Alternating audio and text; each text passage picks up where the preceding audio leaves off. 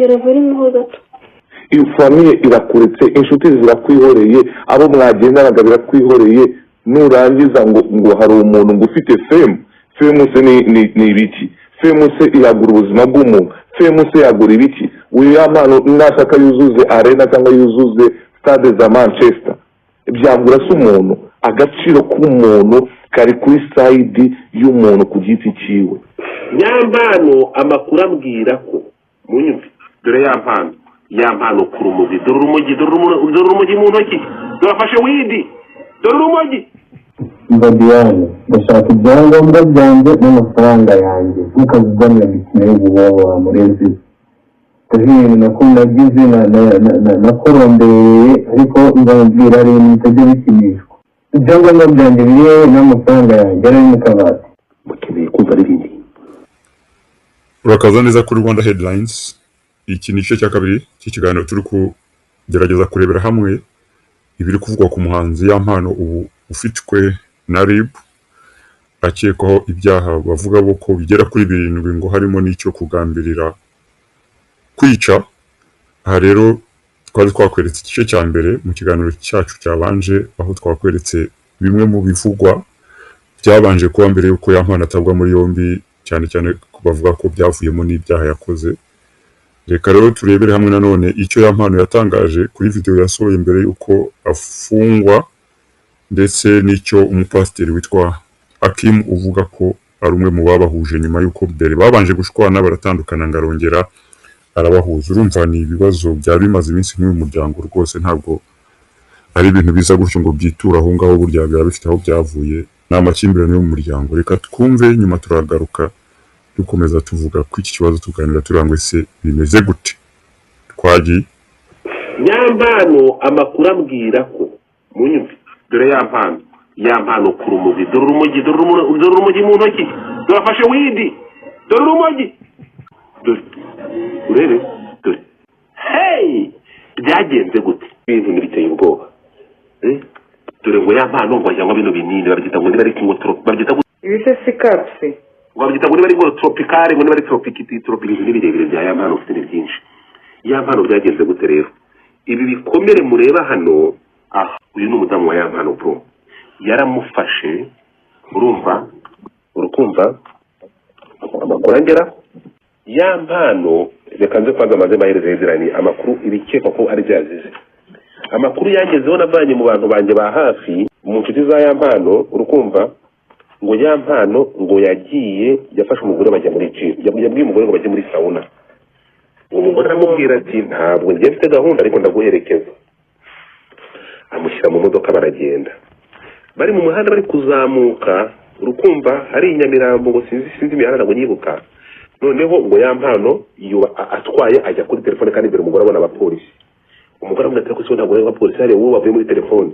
Ebana Yampano ngo ahita ahera aho barashwana, bakimara gutambuka ku bapolisi baramusora mutumura modoka, bamusokera mu modoka. Urimo kumva?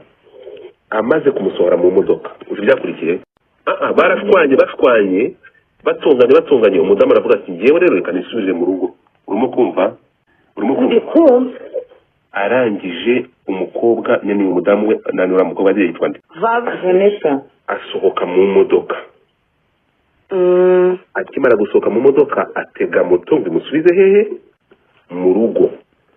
Urimo kumva?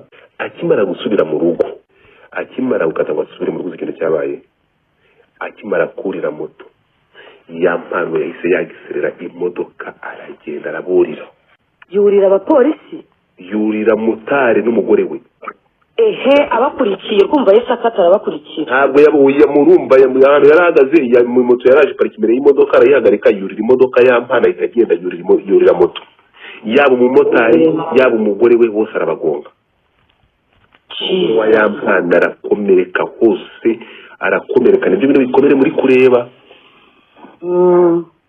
Urimo kumva? Urumva yamugonze nabi cyane. Mfite impamvu eshatu nshobora kubivugiramo. Icya mbere, Imana ntibishirikiye. Icya kabiri, abantu iyo batangiye gufatana no kwicana ntabwo ari ngombwa. Mujye muba abantu bazima kamere, sibyo? Mwishyire muri cadre, wishyire muri cadre yo kuba Yampano, wongere wishyire no muri cadre yo kuba umusaza wa vava cyangwa se we vava. Kubana si itegeko, ariko urukundo ni itegeko. Bashobora gukundana ariko ntibabane. Gute se bashobora kuba aricyo kintu ntashobora kwemera no kubaha icyo kintu. Bakundana bakongera bakaganira nk'abantu bamenyanye, nk'abantu baciye mu buzima runaka, bafitanye amateka, ariko kubana si itegeko. Ariko ndabivuga mu by'ukuri habayeho guhohoterwa. Ntabwo byemewe ko ushobora gufata imodoka ngo uragenda ugonga umuntu nta mategeko cyangwa se nta bushobozi ubifitiye na buke. Nigeze kumva audio yamuhaye, mwebwe namwe numushe mwayikinnye, audio ivuga ngo wamurezi wewe ntukareke ububobo. Usobabwira umuntu ukundana nawe ngo ububobo, ngo yakwibye amafaranga kandi mubana mu nzu. So bivuga ngo dukeneye kugira ubumuntu muri mwebwe, mureke kumva ko femu ngo uriya n'umusitari, umuntu umusitari ejo akazima. Umusitari wa mbere ni ukuri. Iyo harimo justice, mufate side, mufate occasion y'ababyeyi, murebe ukuntu ababyeyi bavava bari bameze, uko byari bimeze. Abantu bavuga ko yakuyemo inda ntawe wagiye kuzimukuramo kugira abahari ko ari umudogiteri. Ibyo ni iharabika cyangwa se ibintu runaka, ariko umwana w'umukobwa agomba kubona no kuganirizwa ko yarahahamutse. Ko famiye ye narayiganirije, naganiriye na mama we ku cyanjye giti, ariko urumva ko ababaye, afite ibintu runaka muri we. Niyo magambo navuga. Mu by'ukuri vava nubwo yaba yarakuyemo inda ntawe wabihagazeho, nta muntu wagiye kuyimukuramo, mujye mureka iharabika, kuko nta muntu wayimuteye, nta wakoze ibiki. Ni hagati y'urukundo rwabo abantu babiri bagiranye. Izo ni aferi zabo ziri prive, ariko aferi ijemo yo gukubita umuntu no gushaka kumwambura ubuzima bwe, iyo ni aferi umuntu atagomba gukorera tolerance. Uko ruhagaze ariko na video yasohotse kwa Yamano, first of all nta muntu n'umwe ufite uburenganzira bwo gukora iyicarubozo nk'iryo byakorera Yamano. Exactly. Icyo ni icya mbere. Kabiri mu cyo hari umuhungu witwa Seka uri hano ibisubiye hano. Kuvuga ngo ukubise umuntu, icya mbere harimo no gukomeretsa, nkuko Gadifaya tweretse ibisebe yagiye ngo uriya mukobwa ngo ajya akorerwa, ariko atanga ikintu gikomeye kuruta ibindi byose, gushaka kwica wabigambiriye. Exactly. Kuko no mu buryo nanabivuga nangaha, na nyuma yabwo turi kuri live turi gusenga, uyu mugabo yaraje aramukubita. Ni kuri Imana yaraje. Turi gusenga live mubwiye ko yaraye mukubita ijoro ryose ndi kumuhanurira.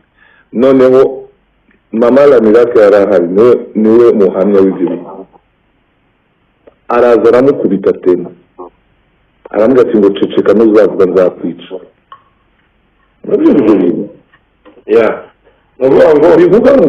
Bivuga ngo mureke kuba injustice, mwumve ko mujye ku ruhande, ntimujye ku ruhande runaka. Nta ruhande wajyaho, ahubwo nibyo ndimo ndinjiramo pastor. Icya mbere tubonye iryo sesengura, ariko hari ibindi sesengura Gadifaya yirinze kuvuga. Reka n'ibisesengura, sinzi ibyo banamufungiye, niba batanamufungiye bongere bamufunge. Kubera ko ibintu mwebwe, hari ibintu nkatwe abapasi tudashobora kuvuga by'amabanga y'abakristu, sibyo? Ariko umuntu adashobora kuzana ahangaha avuge, kuko aba ari umuntu personnel baba babikwatuririye, sibyo? Ariko mwebwe mwiturize, mureke ibintu bigende, umwana w'umukobwa abone ubudahangarwa bwe n'iki kindi cy'Uwiteka Imana imugire neza. Yaba ari ubusitari, yaba ari ibiki, ntabwo ushobora kwica ubigambiriye. Kugira ngo ucabuye iki kintu gibaze Nesa ni umumama akanyimubaza. Nesa Karame, hari video yagaragaye y'Amano bavuga ko ngo vakuyemo ngo inda eshatu mu mwaka umwe. yego mama niba ari byo koko niba varakuyemo izo nda eshatu za Yampano mu mwaka umwe. Byari bikwiye ko azikuramo ikintu cya mbere. Kabiri kubera bikoze biha uburenganzira Yampano bwo kumugenza kuriya.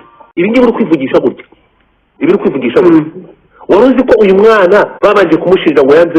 Ariko uretse gufata uruhande kandi mbere y'abantu bamaze gufata uruhande nta kintu naba ntibivuzeho godi kandi wamaze kuvuga mwamaze gufata uruhande.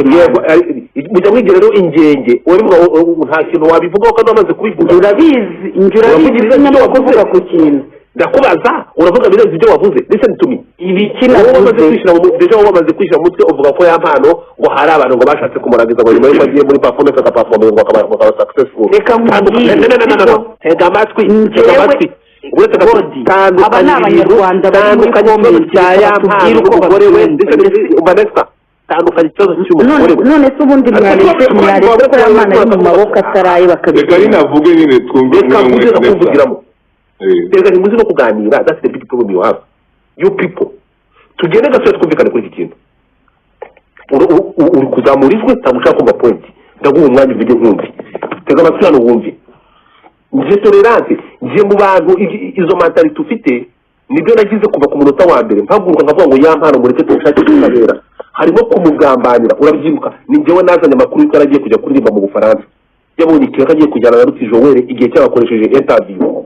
Ndavuga Yampano yagambaniwe. Urabyibuka narifite mentality hizi zawe ntabwo ushaka kubyumva. Ndavuga ntabwo nakwemera ko ni gute umuntu washaka kumugambanira. Urabyibuka namagana abantu ngo Yampano yagambaniwe ariko byaje kugaragara.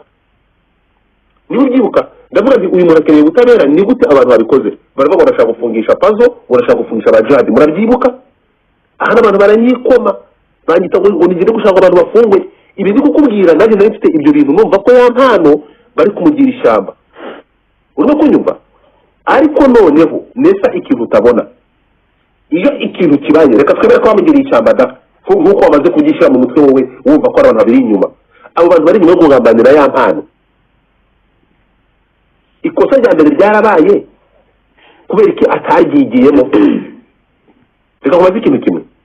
Abagiye kugambanira Yampano bagambaniye Yampano bafatura mwana w'umukobwa mushyira mu icuraburindi. Hagati ya Yampano n'umwana w'umukobwa kugira mugiye kurangiza. Hagati ya Yampano mu gusakaza ari amavideo yafashwe na Yampano. Ninde wasebeye mu amavideo godi mureka tujye tunyuza ibintu mu mucyo tutabogamye. kuki amashusho muyashyira Yampano ko barafashe bari kumwe ari babiri. uriya ni umwana w'imyaka 10. tugende gatoya ayo mashusho gapfa kandi ikintu kimwe mureke ayo mategura ndayagubure baba bamwishyuye iki bivuze ngo umukobwa ntabwo akiri victime uretse gato. none se go bivuze ngo umwana wabivuze mu kanya naceceka muri rede. oya ntabwo njye nta kintu cyo kugaragaza watinyutse uravuga ngo uyu mukobwa yakoreshwa siko wavuze Nesa ugeze aho uretse gato nakubaza utinywa gufata igitsina ngo umwana yakoresheje kugira ngo ashobore hanze. nakubaza nyine nakubaza umwana w'umukobwa yakoresheje kugira ngo ubwambure bwo akavido ka Yampano watweretse buretse akavido ka Yampano watweretse ahagaze yambaye buretse mureke mbabaze abantu muri hano mutubwire akavido ka Yampano watweretse Yampano ahagaze yambaye ikabutura yambaye igituza ibyo yarari gukora nawe urabizi ibyo watubwiye yarari gukora. Ari akavido ko nabonye ari akavido kabereye mu rugo. turiya tuvidewo ni ndakubwira ntabwo ari imbere kabigusobanurire. ese Yampano hajemo gukubita umugore hahita hikubitamo n'abavuvidewo bwose. reka ngusubize rero mani showbiz nyimazemo big time.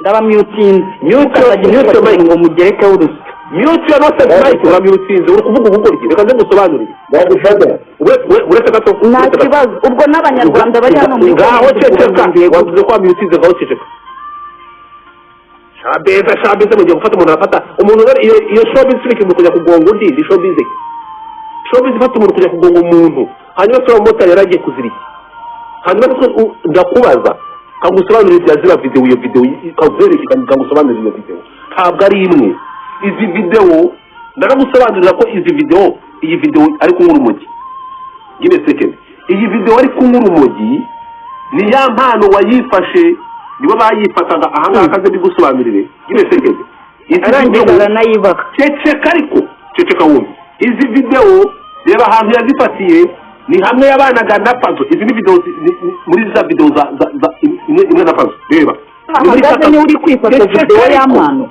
ceceka aha yafashwe na Pazo ahangaha niba ubyibuka ya mpano yarabisobanuye mbere yuko uvuga kuvuga ngo ni umutego bawe no ibi ya mpano izi video yarabisobanuye aravuga ati izi video ngewe bari abantu ari kumwe nabo nanyoye urumogi ariko ndangije kunywa urumogi nagiye kwifuza mbigishijwemo inama umuntu wambaye hafi gukinira amajwi yumve ya mpano avuga ngo iyo ntaza kugira vava umugore wanjye abantu nari mfite n'ibimogi banywesheje hisanga nkwa urumogi iyo ntaza kugira ngo vava avuga ati urahitamo abo bantu cyangwa tujye muri rehab amujyana kwa muganga bajya kumukuramo urimo kunyumva izi ni video zafashwe ya mpano hano yarakibana nande yarakibana na ba Pazo urimo kunyumva mbere yuko uvuga umwana w'umukobwa ari mu bantu bamufashije kugira ngo ibi bimogi bimuvemo urimo kunyumva wowe murabihuza muti hanyuma ijya muri digisikini pasiteri tubwira ukuntu wafashe umuntu ukamubwira ngo nawe ntabwo naje korana n'abantu kandi uyu mwana yari yamuhunze yagiye wowe ni ikibazo reka nanjye nkikubaze washingiye kuki ubwira uyu mwana w'umukobwa ukamwoshya ngo nasubire mu rugo nyuma uretse gato nyuma y'uko uyu mwana bamuhamagaye kuri video bari gusambanya bari gukora ubusambanyi muri hoteli umwana yaragiye arataha aragenda wamwoheje gute ngo asubire kujya kubana na ya mpano akageraho bamugonga bakamugira gutya wabitewe n'iki ijambo n'iryawe urakoze cyane before ko nsubiza reka kamara nsubize neza gatoya sibyo umuntu wakundaga akwishyuye back mu buryo bwa sacrifice agiye gufata undi muntu muri hotel w'igitsina gore aguhamagaye kuri video call arimo gukora ibishize by'isoni bigize icyambere bigize icyaha ku Mana mu mategeko simbizi bitemewe nk'abana b'Imana urangiza umbwira ati cyo ni ikintu cyambere kigaragaza ko yajenjaguye umutima abakobwa muri aha ngaha mureke kumva ko mufate kuba mujye mu buntu kuko murakunda turabizi ukuntu mukunda n'abahungu bakabahemukira bakagira ibiki murebe noneho umuntu waguciye inyuma akaguhamagara kuri call akagusambaniraho ni mu buryo bubabaje apana kuvuga ngo ni ubwa gikristo ni mu buryo bubabaje cyane iyo famiye irakuretse inshuti zirakwihoreye abo mwagendanaga birakwihoreye nurangiza ngo hari umuntu ngo ufite fame se ni ibiki fame se yagura ubuzima bw'umuntu fame se yagura ibiki uyu yamano nashaka yuzuze arena cyangwa yuzuze stade za Manchester byagura se umuntu agaciro k'umuntu kari kuri side y'umuntu ku giti cyiwe ntabwo umuntu akwiriye gufungura amaboko akihorera ntabwo ufite uburenganzira bwo gufata umuntu ukamugira inyamaswa icya gatatu nshaka gusubiza icyo bambajije ariho nashaka gusubiza njyewe narabavugishije narabasengeye narabaganije njye kubahuza nabahuje nk'umubyeyi ndavuga ati n'ubundi narasambanye n'ubundi mwakoze ibyo bintu byose nashaka kubashakira umushumba umwe mu Rwanda abafashe abakurikirane kuko yamano naramukurikirane twavuganye kenshi mubwira ati uyu mugore ntukwiriye gukora ibintu nk'ibyo ngibyo waririmba uri muri sekila ufite impano yawe ndabyemera ufite talent uremewe uri influencer bashobora kuririmba ibintu bikagenda neza ariko hagaciro uriya mukobwa mwashakanye uramutse ushakanye nawe one thing it is good mu maso y'abanyarwanda twese ni ibintu byiza tuzaryoherwa kuko utamutereranye kuko utamuretse n'abana banyu nibavuka bakabaho muzababwira ati twararenganyijwe ariko twarabanye mu nzira y'urukundo.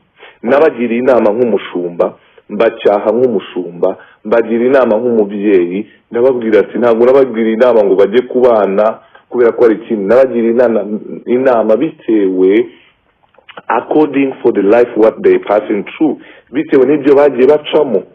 Ndabaganiriza ngira na frimesma yabo, nanjya kubaganiriza mbereka icyaha ukuntu ari kibi, mbereka ukuntu bagomba kubana bakibagirwa ibyatambutse, kuko Kristo arababarira bakabasha kugendana kandi ineza y'Imana ikabasha kugendana nabo. So nicyo kintu cyabaye.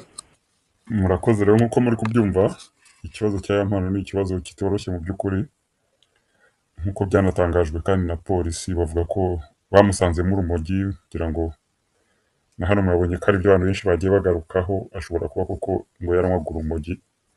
Urumva n'ibyo byose yakoze, urumva aho bihurira nyine ibiyobyabwenge nta kindi bigezaho usibye gutesha abantu ubwonko, nyine bakaba bakora ibyaha nk'ibi. Urumva gufata nawe umugore wawe ukajya kumugonga nk'imodoka, umwuriza imodoka, ntabwo ari ibintu wakora ugifite mu mutwe wakiri kureba neza, hanatekereza ko harimo ubwabyo ibyaha wose wumva kuri bugihe nyuma y'ibyo nyine, ko wumva nyine ni iki ngiki nta kindi, ni ibiyobyabwenge.